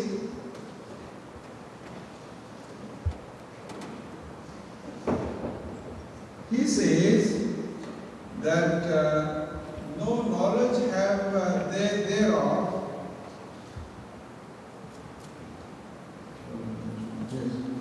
No knowledge have they thereof, nor have their fathers. Monstrous is the word that comes out of their mouths. They speak not but a lie. So this is the statement of Christians after Jesus Christ made that announcement that God has appointed him as a Messiah for those people. So in the first instance, the blasphemy was committed by the Jewish people at that time, and then the Quran says that those Christians who have made him Son of God, this was a blasphemy of another type committed by them. The third one is about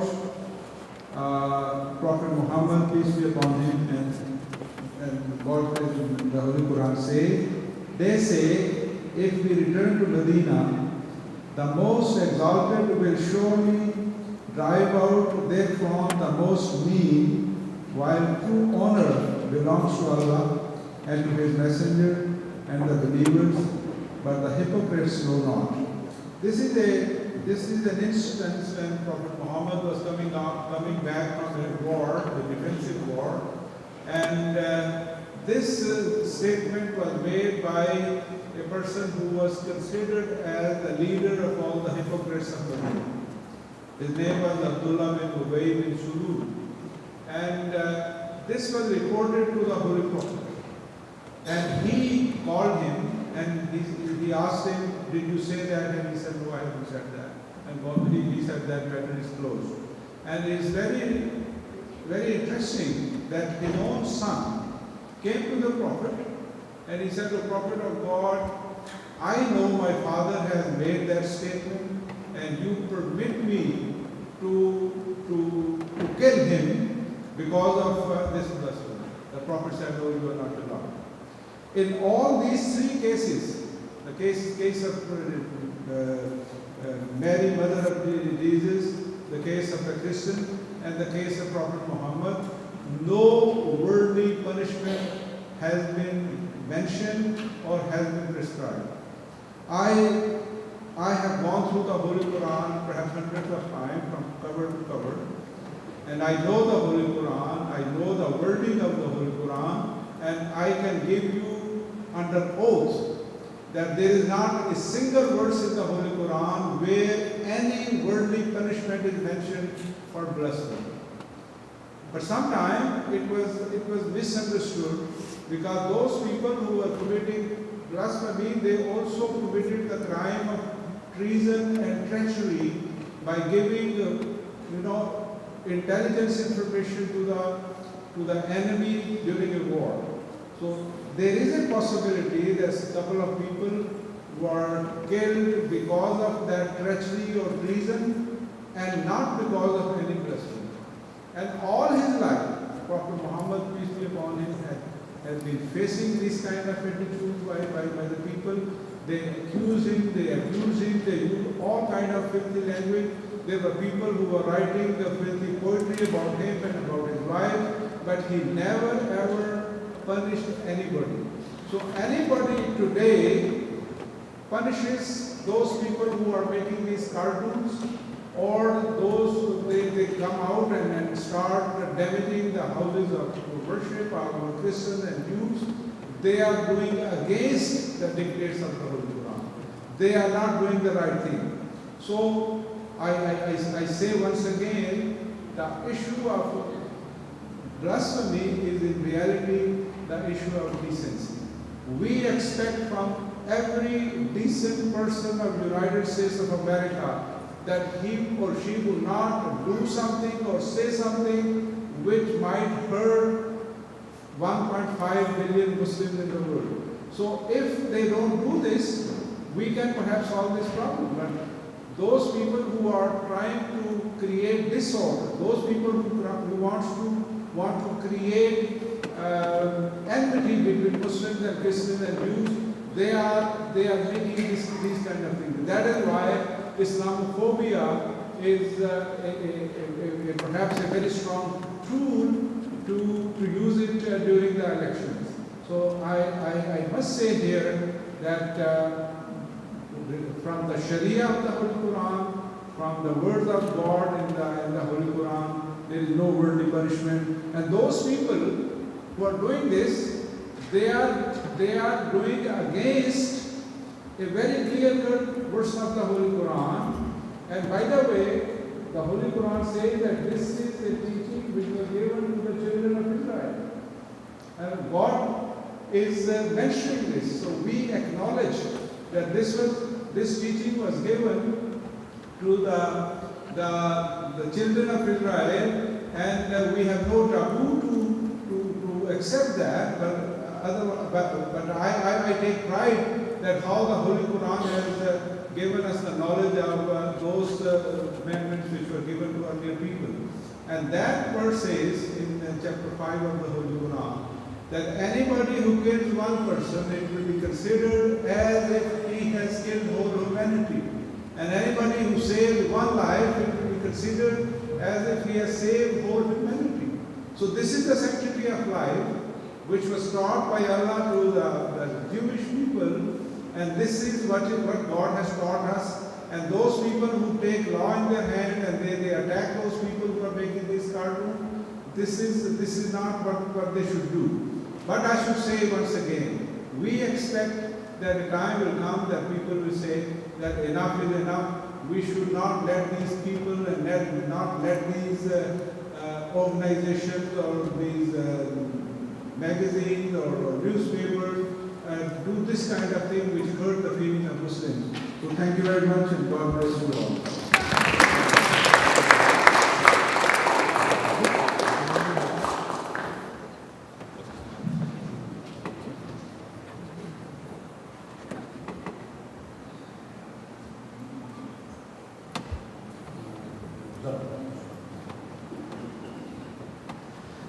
Thank you, Imam Mehdi Sahib. the best thing that I can, there's nothing I can add to after what he said, but it is very clear in the Holy Quran. There is no compulsion in matters of religion. When God says, Allah says there's no compulsion, the question is out the door. You cannot convince anybody your way. And especially the Holy Prophet of Islam, he's been said to be not a guardian over us. He is a plain warner, as you mentioned. So when Allah doesn't permit, and the Holy Prophet of Islam, who is the highest leader in Islam, when he clearly says, when he's told that he's just a guardian, he's not a guardian, but just a warner. So who are we to try to impose Islam on others? With this, all our speakers, he was the last speaker. The next portion of the program is the Q&A. But if everybody will just get up for 5-10 seconds and shake up a little bit, there's some refreshment outside, and you can come back with vigor. And then we have distinguished panel speakers who, this is your chance to ask them any question that you ever wanted to. Not necessarily Islam, but anything. The floor is open, and again, within the confines of civility and decency, of course, anything under the sun. So please come back, take 2 minutes and please come back. Thank you for this perspective on freedom of expression.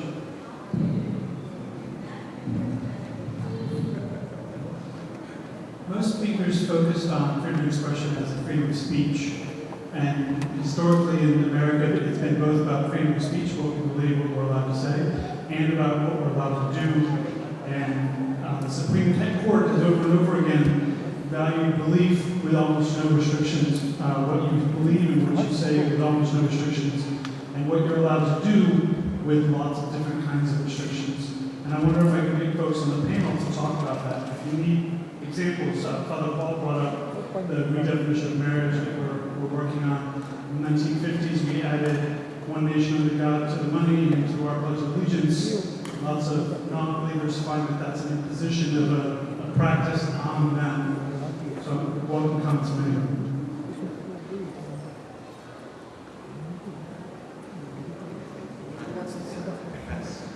Was that directed to Father Paul? Anybody? Everybody? Okay, that's I think they couldn't hear you well.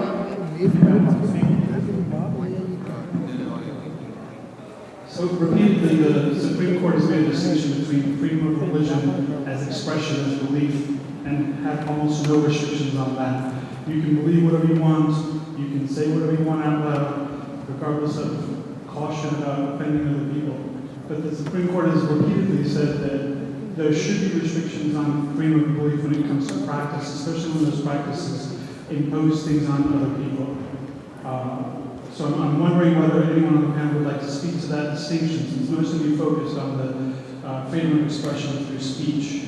Would any of you like to talk about what the role of the government is in regulating freedom of expression as action? Okay, well, I'll start and see if we can sit down. I'll start this, and I think that there is definitely an issue of risk when you have the government telling people what they can do when it comes to the expression of their religion. There have been different arguments, and I've just seen one advanced about religion and how actually it was big business in combination with conservative Christian groups in the 40s and 50s that advanced,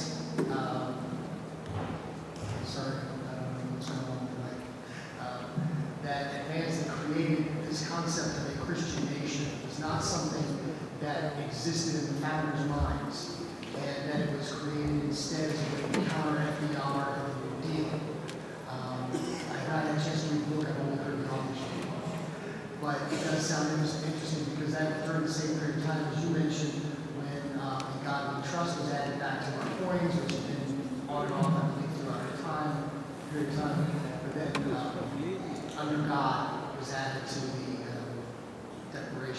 not the Declaration, the Pledge of Allegiance, excuse me.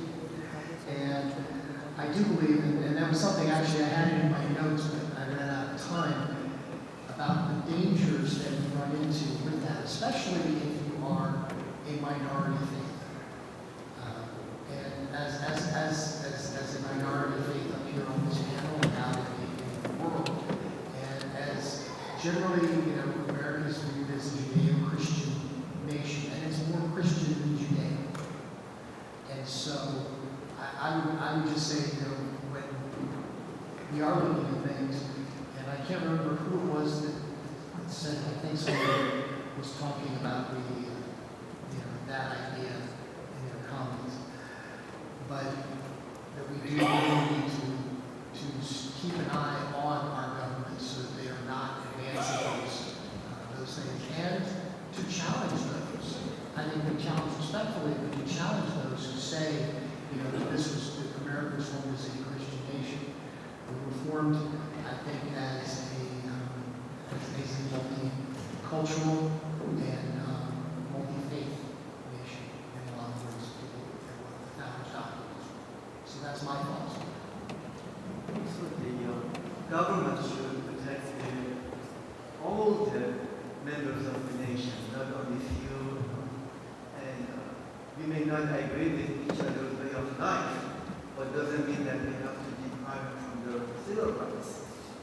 So for as long as we accept a person's way of life, practices, the government should also make sure that they are protected under the law. And nobody mistreat them and that they give their lives from. So it should be like that. Anything contrary to that is not God's side.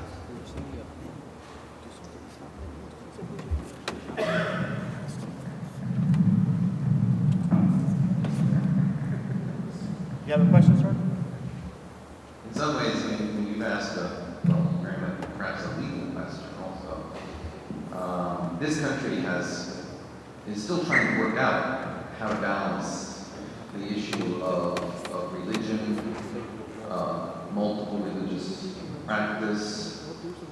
In the past 20 years, we've gone through a seesaw of decisions. We have a constitution which says that government should not establish or pay for one religion over another, and shouldn't infringe upon the practice of religion.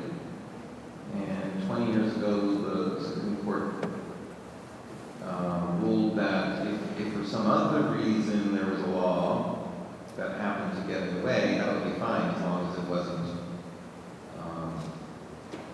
as it wasn't actually intended to discriminate. So in that particular case, there was an a Native American group that was using peyote as a religious practice, and the court said, well, for other reasons, the state has outlawed that, so there's no right to practice religion if it means breaking the law, which is different than what happened during Prohibition, when alcohol was not legal, but it was still possible for communion.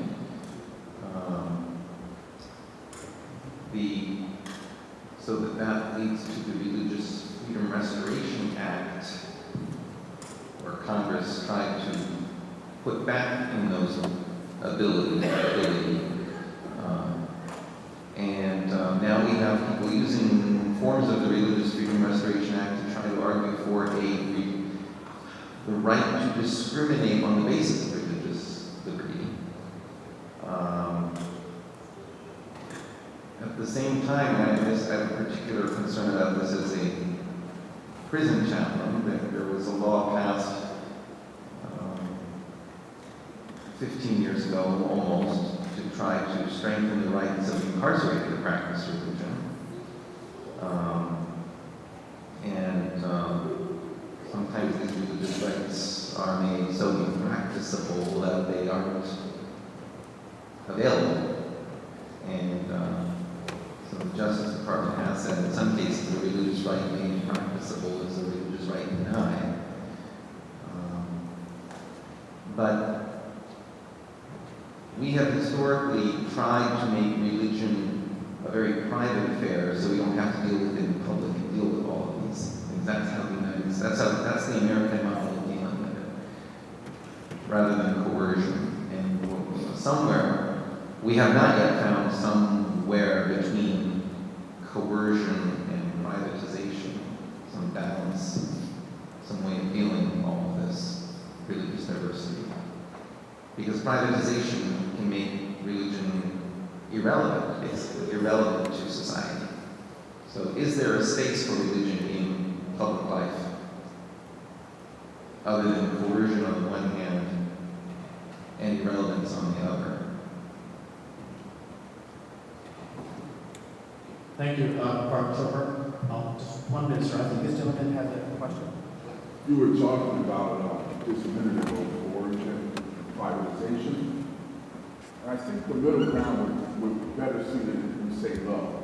I know a lot of people here. I know a lot of people in this audience who we have, regardless of our religious background, I'm Christian, but I know a lot of people in here who have helped me over the past 8 years as a pastor in the Uptown area. So I'm wondering, with the goings on, let's say in Ferguson, and with the goings on in Baltimore, and there is this Pavlov theory of hierarchy of needs. When we talk about religion, we talk about the greater good, and we talk about community, there's a segment of society at the lower bottom of that Pavlov hierarchy of need that can't rise up here to the greater good of community because they don't have the basic needs met. So where do you see religion helping those who can't help themselves and using that love as the thing that brings it all together? Where does anyone on the panel, because I've listened, but I haven't heard, I've heard about blasphemy, I've heard about other things, I haven't heard about the plants and the animals and humans, but it seems to me that if you don't talk to even a child, African American, Jewish, about their growing up, then they are sort of helpless when they become an adult. So where do you see from the panel how we can bring some religion to some of the masses, more of it? What was the question? Clear? Just the last sentence. We were saying about love. We were saying that with some things that have happened as of late. We were saying with some things that have happened as of late. Ferguson, Baltimore, and we were talking about tolerance. We were talking about blasphemy. Doesn't it fly in the face of religion when we see all these things going on? And we do not take an aggressive love approach. Most of the people in this room probably know their heritage. I don't. I do know that I'm maybe third or fourth generation of a slave. That being the case, the name that I bear is not even my name. So the question becomes, how do we change the paradigm? Someone said about it's not God's will to create chaos. But in my mind, it seems to me that if we change the paradigm, which may be chaos, there's going to be chaos in order. Or there's order in chaos, if you will. So my question is, again, how do we show love to those who seem to have not known love and bring this all together so we can help the greater good? How do we show love, whether it's from one section or another? How do we show that love, bring it all together? How do we show love? Well, there's a lot of ways for,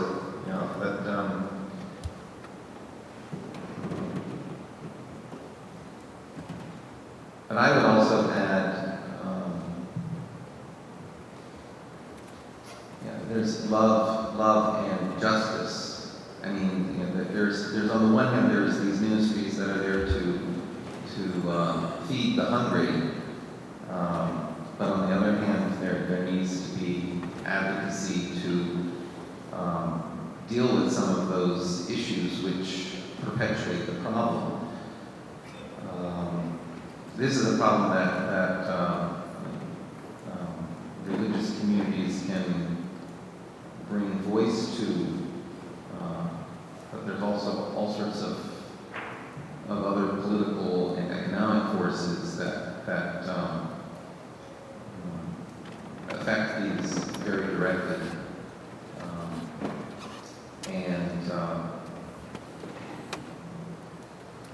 Religious communities often struggle to find the resources to counter those voices.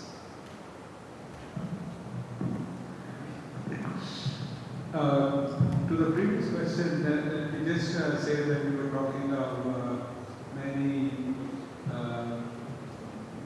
decisions by the courts, and you said that we see a seesaw situation. In 2003, when first time in Canada, the same-sex marriage issue was hot in the media, and there was a lot of discussion going on. I led a delegation of the Muslim community, and we met the Right Honorable Paul Martin, the Prime Minister of Canada, and we had a very long, about 2 hours meeting with him. And I said that and the issue was freedom. The issue was whether this is a basic human right or not. So I said to the Prime Minister that I don't hate anybody, but I say that the government should not get involved in this situation and let the people do whatever they want to do in their bedrooms. And I also quoted the former Prime Minister of Canada who said that the state has nothing to do what is happening in the bedroom of our nation. So I said, don't get involved. And then he said that the Supreme Court has already given the decision, and now this is my obligation to make a law, etc., etc. I said, what if in near future somebody says that incest should also be allowed? The marriage between brothers and sisters and mother and son, etc. And then we saw all the same you bring a very far-fetched idea, it's not going to happen. About 10 days after that meeting, a judge in California wrote a decision that if medically we can assure that there will be no problem, I have no problem giving permission to incest. So this is going on as far as the legal side of this issue is concerned. Now, what you are saying, how we can raise the people, until and unless these communities, they make up their mind that we have to get up and we have to do something concrete, and we will not wait until somebody comes to us and do things, the thing is going to do. So this is the responsibility of all different faiths, that we should give this sense of responsibility and motivate them that under us you get up and work hard and send your kids to university, and instead of wasting time on the streets against the police and all this, don't do this.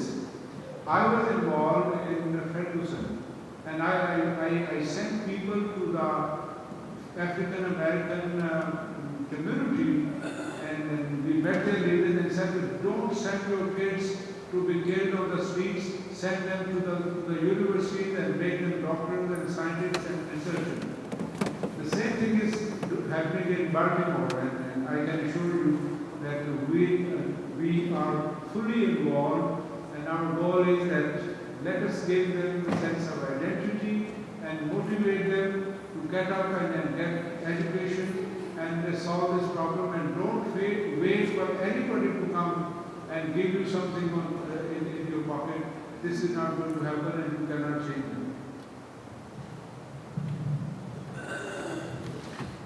Thank you.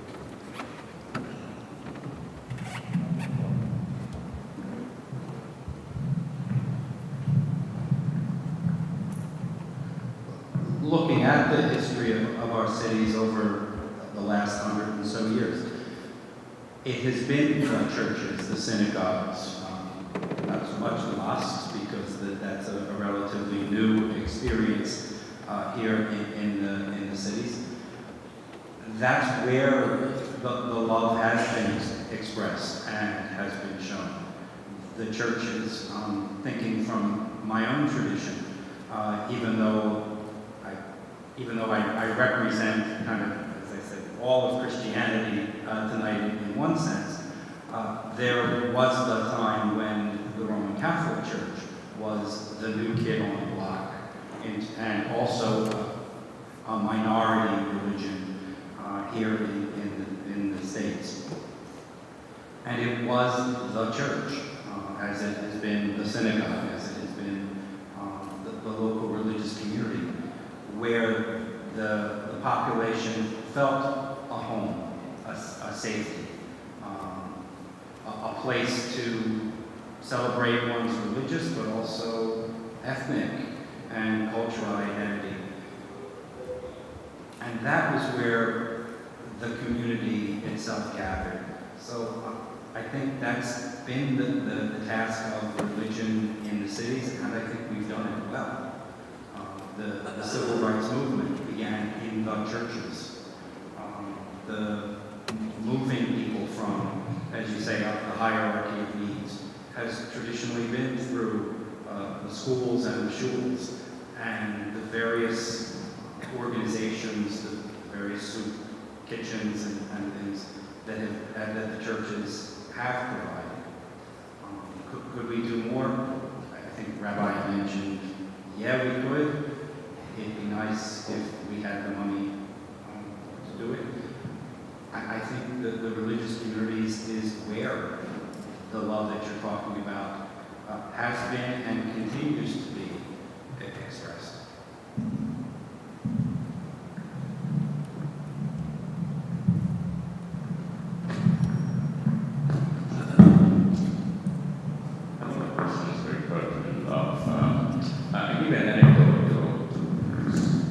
Build up on what I want to say.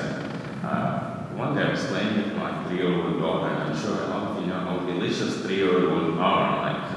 And I was playing with her and playing all kinds of things that you do with a child. I had a guest in my home. He was a man of wisdom, and he saw me. He was liking it. And after my daughter left me, and we were discussing about happiness. How we can happiness in life. And he told me, you'll be happy in this life the moment you start seeing your daughter in every creature on this earth. If you start loving the way you love your daughter, every creature on this earth, you will be happy. So, isn't anyone in this hall who does not want to be happy, whose goal is not to be happy? So we have too many people on this earth who want to set up God's kingdom. We have too many people on this earth who want to set up God's law. We need more people to protect God's creation, say God, whatever it means, because all of us are divine, isn't it? So why not? I'm not disturbed. I should say I'm not disturbed by anything. But when I hear the terms believers versus non-believers, it's like you versus I. Why not us? When you have the feeling of us in everybody, I think love will parade everywhere. And you get the point? So at the end of the time, like if we are happy, what does happiness mean? You feel happy when you see yourself in everybody. You do this, you're compassionate with everybody, not like us versus them, believers versus non-believers. When you say believers versus non-believers, you're saying that if you don't believe in what I believe, then you are not one amongst me. And that's where the conflict arises all the time. And you see world war today, violence, you can classify the violence in only one kind, most of the time. It's religious violence. I hope I answered the question of love. Thank you. I just want to say one or two words. Everybody was covered that. But number one is everybody should be equally and should be fairly judged in the eye of the law. It shouldn't be a privileged segment of the population and everybody forgotten. And that means that right to good education, right to jobs, and housing, and all those things that goes with it. So if we do not establish justice, nothing else will follow. Education will not come. Families will be apart, will be busted, That's why a lot of families, they don't have both father and mothers. And it's very hard even for two parents to raise a children. You can imagine how tough it is to do only with one. So these are the things that we can fix if we all equally respect each other and acknowledge each other's rights and make sure they are safeguarded and protected. And then everything else will come and follows through. I answer your question. Thank you, Mr. Zandi. Excellent answers to the questions. We have gone over our time. I want to thank all the speakers for the insightful presentations and the respected guests for their patience and attention. This was a humble effort on our part to understand the different perspectives of this complex issue. I trust this effort will build bridges of understanding and unity among us. Thank you all again for taking the time out to be with us here at the Hadi Mosque. I want to thank the team members who worked tirelessly to make this happen. I'm deeply indebted to them for their cooperation and hard work. Now, I will request Imam Nasim Saab to lead us in silent prayer. You can join and pray in any manner you wish to, but he's going to lead us in the silent prayer, and that will be the conclusion of this program. Nasim Saab, please lead.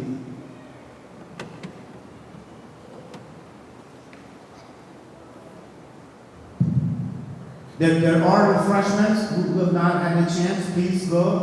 There are a lot of refreshments there. Please help yourself. So please join me in silent prayer.